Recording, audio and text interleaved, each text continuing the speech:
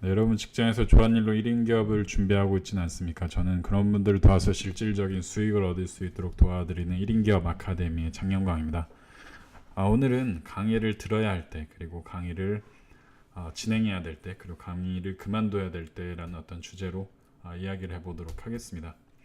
우선은 강의를 들어야 될 때, 해야 될 때, 그만둘 때에 대해서 알아보기 전에 여기에 대한 어떤 플레이어들이 누가 있는지 한번 보도록 하겠습니다.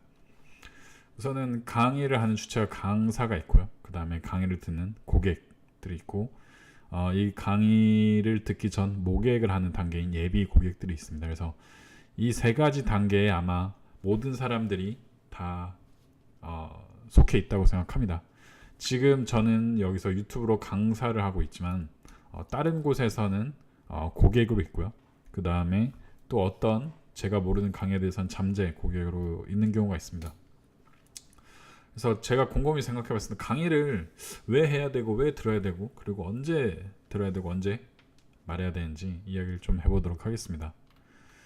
우선은 강의의 매력이 있습니다. 강의를 하신 분들은 한 번 강의를 해본 사람은 있지만 한 번도 안 해본 사람이 있지만 한 번만 해본 사람 없다라는 말이 있을 정도로 강의를 한번 해보고 나면은 강의의 매력이 좀 많이 빠지게 됩니다. 그래서 그 이유가 뭘까라고 생각해 봤는데 첫 번째가 이제 무자본입니다.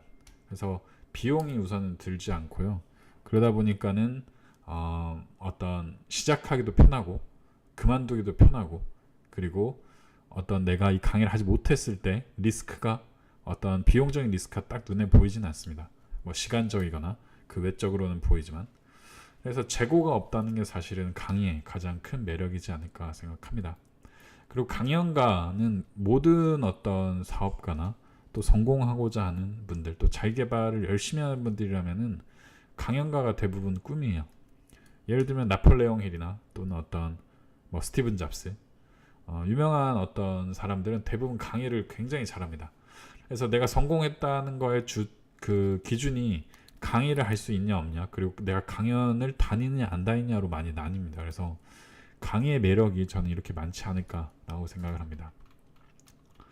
근데 강의가 사실 위험한 것도 있습니다. 이제 무자본이다 보니까 평생 강의만 하신 분들 있습니다. 이제 그런 분들은 평생 무자본 사업만 찾아다니시는 분들인데 이게 나쁘다기보다는 자본이 안 들어갔을 때 한계는 분명히 있습니다. 예를 들면 마케팅도 무자본으로 할 수 있는 마케팅이 분명히 있지만 자본을 쓰는 마케팅을 절대 이길 수가 없습니다. 또한 강의 또한 무자본으로 할 수 있는 강의가 너무 많지만 그게 시작이어야지 그거를 끝까지 끌고 가신 분들이 있거든요. 실제로 제 주변에도. 그러면 그 N수가 커지는 데 있어서 굉장히 한계를 느끼게 되고요. 재고의 중요성에 대해서 좀 인식을 할 수가 없습니다. 예를 들면은 어떤 물건을 사입해 온다든지 어떤 물건을 내 창고에 넣어두고 파는 거면 그 단가를 낮추거나 어떤 내가 자유자재로 행위할 수 있는 방법들이 많은데 그걸 한 적이 없다 보니까 대부분의 강연가들이 재고를 통해서 판매하는 유통 판매에 대해서 중요성을 잘 모르시는 분들이 많고요. 그러다 보니까 결국 강연가로서 전락하는 분들이 너무 많습니다. 네, 그래서 강의를 좀 하시기는 저는 요런 것 같아요. 강의를 해야 될 때는 무언가 좀 빨리 배우고 싶을 때 예를 들면 이제 제가 지금 미술품 투자에 대해서 배워요. 그럼 미술품 투자에 대해서 빨리 배우고 싶으면은 제가 직접 미술품 투자를 해보고 그리고 미술품 투자에 대해서 강의를 해보고 그러면서 제가 궁금했던 거 그리고 제 강의를 들으신 분들이 궁금했던 거를 빠르게 도움을 드리면서 가르치는 입장이 되면은 속도가 굉장히 빨라집니다. 그래서 새로운 분야에서 좀 시작하시거나 아니면은 내가 이 분야는 좀 빨리 깨달아야겠다 라는 분들은 강의를 하시는 걸 저는 적극 추천드리고요. 또 본인 의지가 부족할 때 강의를 하셔도 저는 굉장히 좋다고 생각합니다. 예를 들면 이제 제가 금요일 날 저녁 11시에 대부분 생방송을 하는데 거의 6개월 이상 진행해 왔습니다. 근데 그 이유가 뭐냐면은 금요일 저녁이 되면은 제 주변 사무실이나 제 앞뒤로 많이 빨리 퇴근을 합니다. 근데 사실 금요일 저녁은 뭔가 할 일이 없어도 뭔가 마음이 들뜨죠. 그런 거를 보면서 사실 토요일 날도 일정이 있는 경우가 많은데 금요일 날 좀 무리를 해서 어떤 음주를 한다든지 또는 늦게까지 잠을 안 자게 되는 경우가 많았는데 이제 그 11시에 저녁 11시에 생방송을 제가 억지로 잡다 보니까는 좀 저 스스로 절제를 하고 그 방송에 맞춰서 일정을 좀 진행을 하는 경우가 있습니다. 그래서 강의를 그때 하는 이유가 뭐 여러분들을 위해서도 있고 또 저의 의지를 좀 다지기 위한 것도 있습니다. 강의할 때 가장 좀 중요한 게 한 가지가 있습니다. 예.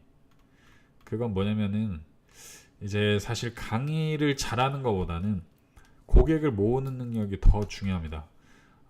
이제 저도 예전에 그 무대공포증이라는 어떤 그 키워드에 사로잡혀가지고 뭐 강의를 시작할 때 굉장히 떨리고 어떤 강의를 했을 때 어떤 제 스스로의 능력을 좀 발휘하지 못하는 경우가 많았는데 무대공포증이 없어지는 그 시점이 있었는데 그 시점이 언제일까라고 생각해봤더니 나를 인정해주는 고객 앞에서 이야기를 하잖아요. 그럼 떨리지가 않아요.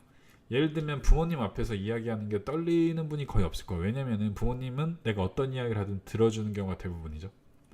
그런데 그렇지 않은 분들, 나보다 더 뛰어나신 분들, 나보다 능력이나 어떤 사회적 지위나 여러 가지 스펙이나 이런 게 뛰어나신 분들 앞에서 이야기할 때는요, 아무리 준비한 내용이라고 해도 떨려요. 면접 같은 경우가 그런 경우죠. 면접은 면접관이 나를 인정해 주는 게 아니에요. 나를 시험하는 거거든요. 그래서 떨리는 건데, 그런 또는 불특정 다수들, 예를 들면은 이제 저희 어떤 커뮤니티를 통해서 오거나 저희 방송을 타고 와서 저희 과거 이야기나 현재 하는 일을 알지 못하는 분들 모인 장소에서는 누구나 떨리게 돼 있습니다. 그래서 강의에서 전 가장 중요한 거는 나를 인정해주는 고객을 모은 능력이 사실 강의를 잘하는 비결입니다. 그래서 그런 고객들 앞에서만 한 명이든 두 명이든 10명이든 강의를 하신다면 분명히 저는 좋은 성과가 있을 거라고 생각하고요. 그런 강의를 통해서 본인의 어떤 능력을 좀 키워가는 그런 시간을 가지시면 좋을 것 같습니다. 저는 1인기업 아카데미라는 네이버 카페를 운영하고 있고요. 1인기업 단톡방에서 또 활발히 또 이야기를 하고 있고, 나는 29세 4편의 억만장자의 길을 간다 책은 10,000원으로 카페에서 구입하실 수 있습니다. 생방송 매주 금요일날 저녁 11시에 진행하니까 금요일날 나 혼자 산다 방송할 때 같이 옆에 틀어놓고 봐주시면 그래도 한마디라도 제가 도움이 되는 강의를 하지 않을까라고 생각합니다. 네, 감사합니다.